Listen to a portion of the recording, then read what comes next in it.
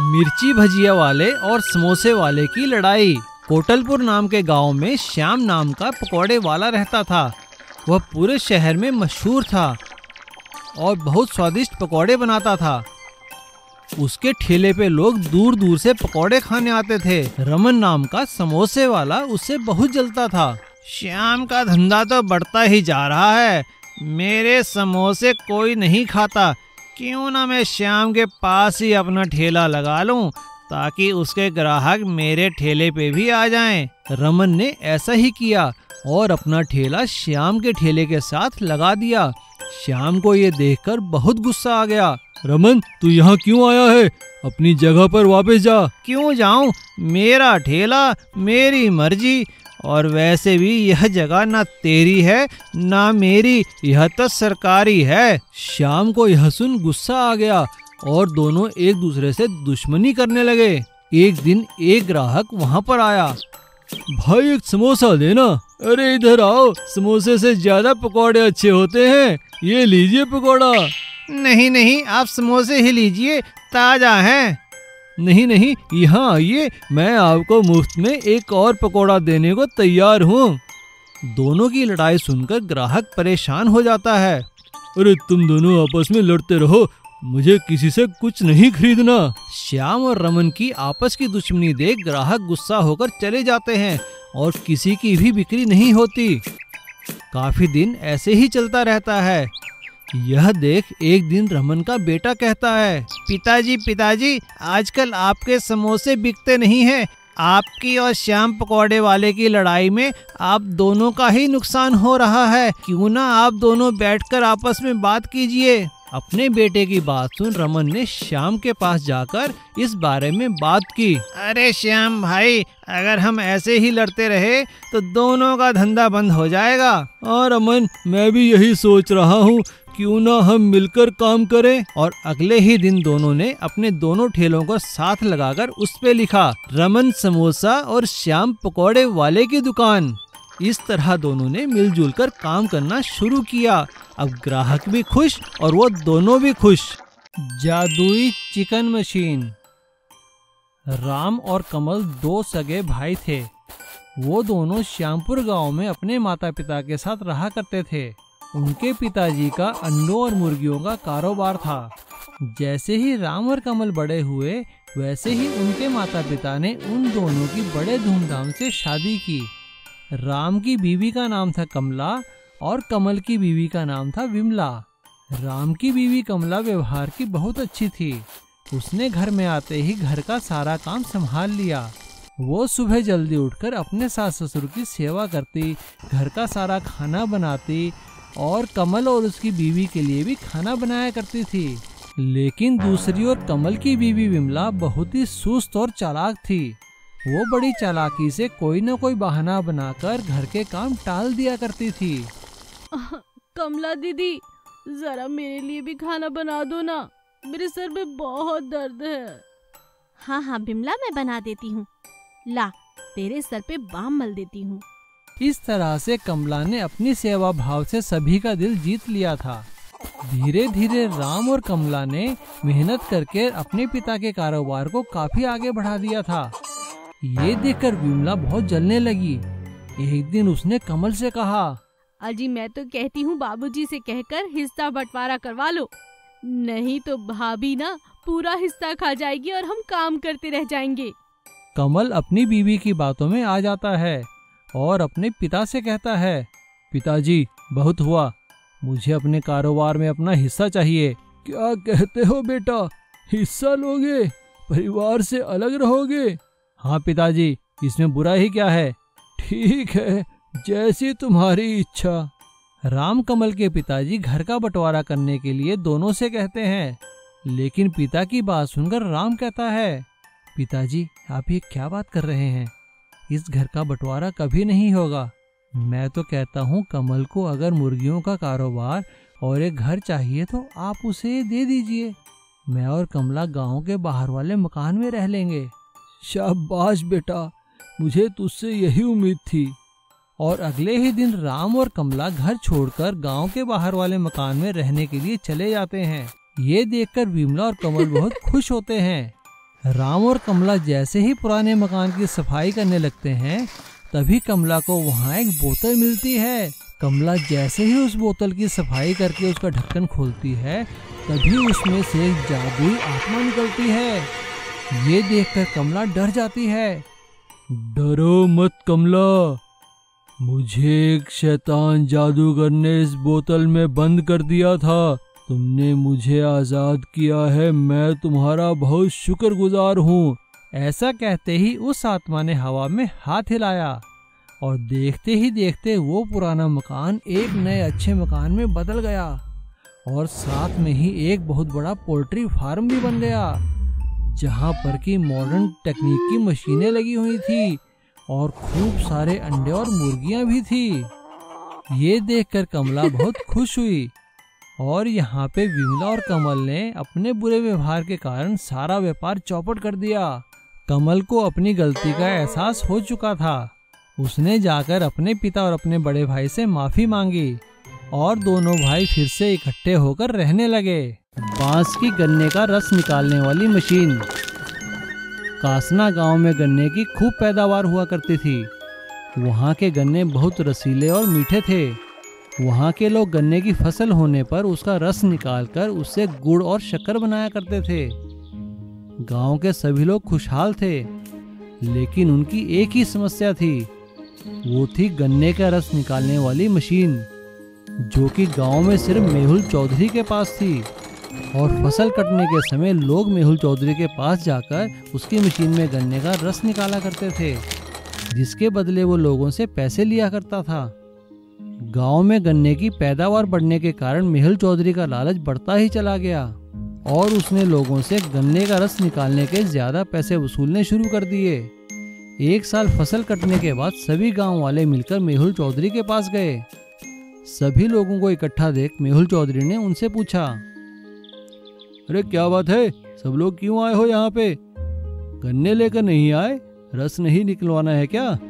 अरे चौधरी साहब, हम पे कुछ तरस खाइए और गन्ने के रस निकालने के पैसे कुछ कम कर दीजिए। हम गरीबों का कुछ ख्याल कीजिए। हाँ चौधरी जी, आप खुद ही देखिए, कमाई के आधे पैसे तो हम आपको दे देते हैं। आप बताइए, आजकल की महंगाई के दौर में हम क्या करेंगे? हाँ भाई, मैं भी तो वही कहता हूँ, महंगाई के दौर में डीजल का खर्चा, बिजली का खर्चा, मेरे लिए भी तो खर्चे निकालने मुश्किल है ना। तभी तो मैंने गन्ने का रस निकालने के पैसे बढ़ा दिए हैं। तुम लोग भी अपने गुड़ शक्कर के दाम बढ़ा दो, इसमें क्या है। गांव वालों की बातों का मेहुल चौधरी पर कोई असर नहीं होता। गांव वाले अपना सा मुंह लेकर वापस चले जाते हैं और गांव में इकट्ठा होकर इस बारे में बात करने लगते हैं। उसी गांव में श्याम सिंह नाम का एक लड़का रहता था। गांव वालों को ऐसे उदास देखकर उसने कहा, अरे चाचा, मुझे आप 2 दिन का टाइम दीजिए, फिर देखिए मैं आपकी समस्या का हल निकाल लूंगा। अरे छोड़ो श्याम बेटा, तुम क्या हल निकालोगे? चाचा, मुझे 2 दिन का टाइम तो दीजिए, फिर देखिए आप। ठीक है बेटा, हम तुम्हें 2 दिन का समय देते हैं, वरना हमें फिर मेहुल चौधरी के पास जाना ही पड़ेगा, मजबूरी है। श्याम सिंह अगले ही दिन जंगल जाकर बहुत सारे बांस काट कर लाता है और वो उन्हीं बांसों से अपने खेत में गन्ने का रस निकालने की मशीन तैयार कर देता है। मशीन तैयार करने के बाद वो गांव में वापस आता है और सभी गांव वालों को अपने खेत में चलने को कहता है। सभी गांव वाले श्याम सिंह के खेत में जाते हैं।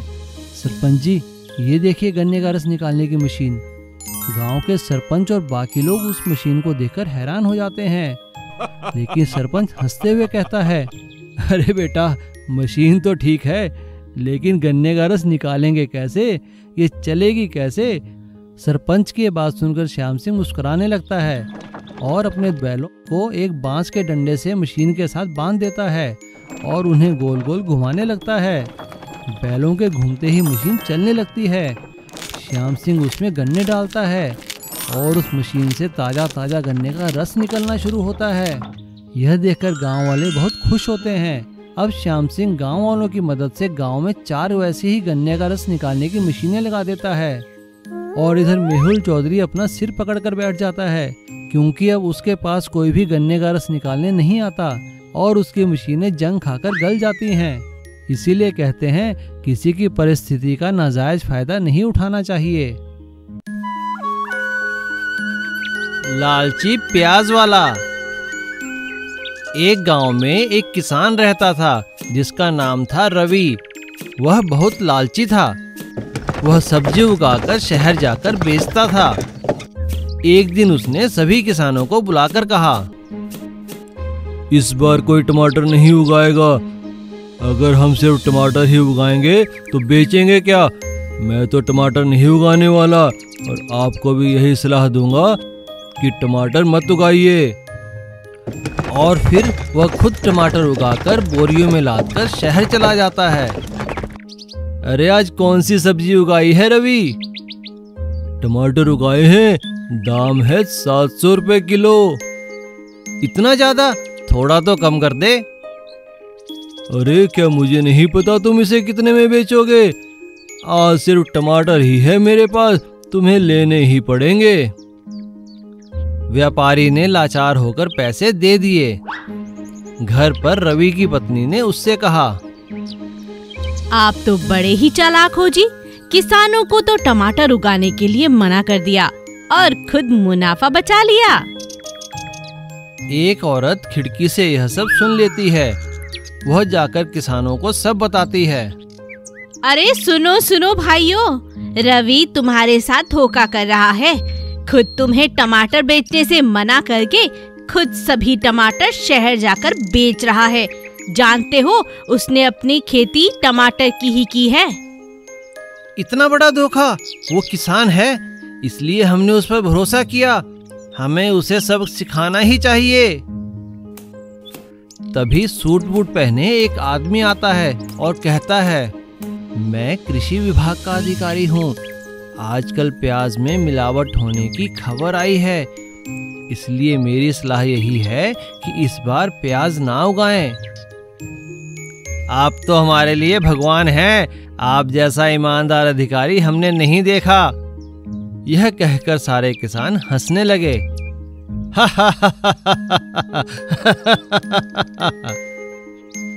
तभी रवि भी चुपके से यह बात सुन लेता है और वह प्याज उगाने की ही सोचता है और खूब सारे प्याज उगाकर शहर बेचने के लिए ले जाता है।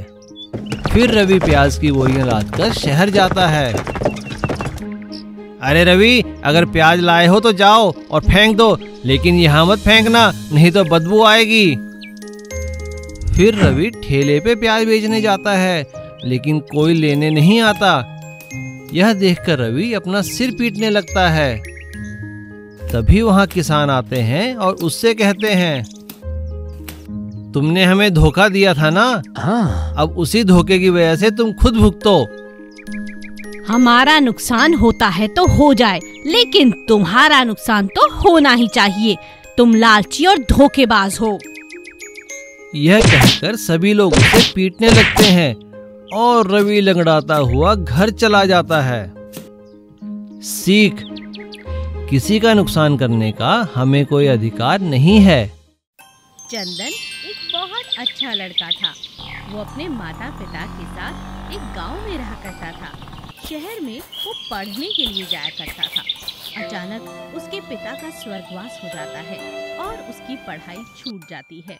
एक दिन वो अपनी माँ से कहता है, माँ, अब हम क्या करेंगे? बेटा, अब तुझे अपने पिता की जगह खेती करनी होगी। हमारी इतनी जमीन है, उसका कुछ तो करना होगा, नहीं तो गुजारा कैसे चलेगा मेरे बेटे। और रही बात पढ़ाई की, वो तो तुझे अब शाम के वक्त ही करनी होगी। स्कूल जाना अब लगातार मुश्किल होगा बेटा। कोई बात नहीं माँ, तुम परेशान मत हो। जानती हो माँ, बहुत दिनों से शहर नहीं गया। वहाँ पर हम बहुत ज्यादा टॉफी और चॉकलेट खाते थे। पिताजी कभी कभी मुझे पैसे दिया करते थे, मैं उन्हीं से खरीद कर खाता था। गांव में तो ये सब चीजें मिलती ही नहीं। बेटा, ये सारी चीजें तो गांव में नहीं मिलने वाली, ये तो बस शहर में मिलती हैं। हाँ माँ, तुमने ठीक कहा। चंदन अपने पिता के खेत में जाके काम करने लगता है। एक दिन वो बहुत उदास खेतों के पास एक पेड़ के नीचे बैठ जाता है और सोचने लगता है, ओहो, पिताजी क्या ये अनाज की खेती करते थे। अनाज की कमी तो गांव में है ही नहीं। हर किसी के पास अनाज है, मुझे तो ऐसा कुछ चाहिए कि मेरे खेतों में चॉकलेट, टॉफी, लॉलीपॉप ये सब की खेती हो और मेरे गांव के दोस्तों को मैं ये सब खिला सकूं। अभी चंदन ऐसा सोच ही रहा था कि अचानक से ऊपर बैठी एक चिड़िया 2-4 दाने उसकी झोली में गिरा देती है। तुम कौन हो? मैं हूँ जादुई चिड़िया घूमर। तुम्हारे पिता ने मुझे बरसों तक खाना खिलाया है। आज आशीर्वाद के तौर पर मैं तुम्हारी इच्छा पूरी करती हूँ। ये जादुई बीज हैं, इन्हें लगाओगे तो जो चाहोगे उसकी खेती होगी। सच? बहुत बड़ी बात कर दी तुमने, मेरा तो दिल खुश कर दिया। चंदन सभी खेतों में अनाज बोता है, लेकिन एक प्यारे से बड़े से खेत में वो सिर्फ और सिर्फ वही बीज बोता है जो उसे जादुई चिड़िया ने दिए थे, और मन ही मन कामना करता है, बस मैं यही चाहता हूँ कि इस खेत में चॉकलेट की खेती हो। अगले दिन जब चंदन अपने खेतों में वापस लौटा तो उसकी आंखें ये देखकर हैरान हो गई कि पूरा खेत बिल्कुल चॉकलेट की खेती से भरा पड़ा था। अरे वाह, मजा आ गया। सच में जादुई चिड़िया, तुमने तो कमाल कर दिया।